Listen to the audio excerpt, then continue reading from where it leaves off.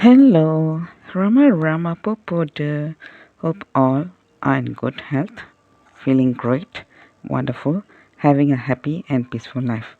Now let's continue with devotee Balarama Reddiar. During Bhagavan's last days, devotees like Balarama Reddiar rarely visited him because they did not want to cause him any inconvenience. One day, accompanied by Balarama Reddiar, his friend, a minister in the government, called on Bhagavan in what is now called the Nirvana room.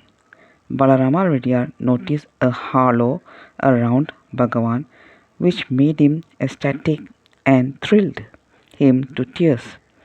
He wondered whether it was his imagination playing tricks on him, but when he came out of the room, the minister asked him, where did the brilliant glow in the room come from? There was no electric light in the room. This was the exquisite spiritual aura that saturated Bhagavan's presence in his last days. Once, Balarama Reddy's sister came to the ashram with her husband and their baby. The ashram gave permission to his sister and her baby to see Bhagavan, but her husband had to wait outside. Before prostrating, his sister happened to put the baby down on the floor on the left side of Bhagavan, the side that was excruciatingly painful for him to move due to the surgery on his left arm. The baby started to cry. Bhagavan, with visibly great difficulty, extended this hand to pet and console the baby.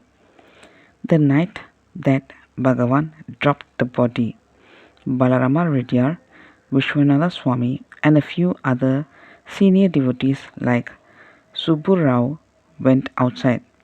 They sat under the light of the moon. Our master has gone, they said, and wondered, will we ever see the ocean of compassion in human form again? Thousands of people had sat before Bhagavan and had their lives transformed.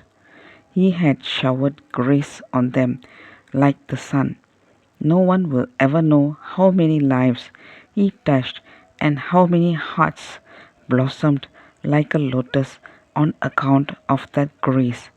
Bhagavan had given them everything they needed to rise to the supreme heights of spiritual awareness.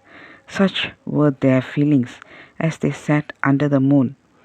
Balarama Reddiar returned to his village and continued his practice there. He would come to the ashram for Bhagavan's Jayanti and Aradhana, but would go back to his village. Many changes were taking place in the ashram. My father, who was then the president of the ashram, and I were asked to invite all the old devotees to stay in the ashram. We persuaded Balarama Reddiar to stay. He was given no work to do and no donation was taken from him either.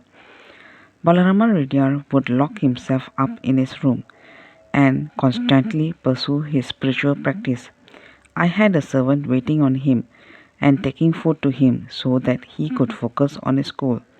People in the ashram mistook his deep meditation for arrogance and said, why can't he participate in the functioning of the ashram like other people? Does he think he is supreme? Being in close contact with him, I once asked him, could you tell me about the uniqueness of Bhagavan? Balarama Reddiar said, once I asked Bhagavan if he would describe his state of jnana, the state of self-realization in which he was rooted. He replied, in this state, it is as difficult to think a thought as it is in bondage to be without thoughts. Balarama Reddiar added, the greatest features of Bhagavan were Samipya and Saulabhya. Samipya is proximity, nearness, accessibility. Saulabhya means not having any feeling of duality. Bhagavan was so close to us. There were so few rules and restrictions that it improved and encouraged our practice. We could do almost anything we wanted before Bhagavan.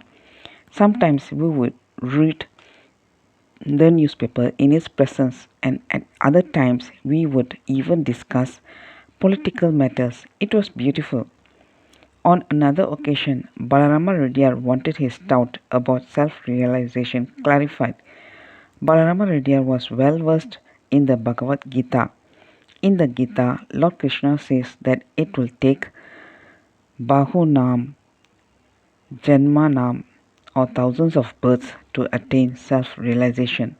When Balaramareddiar mentioned this to Bhagavan, he got seemingly angry and declared, "What Bahunam Janmanam?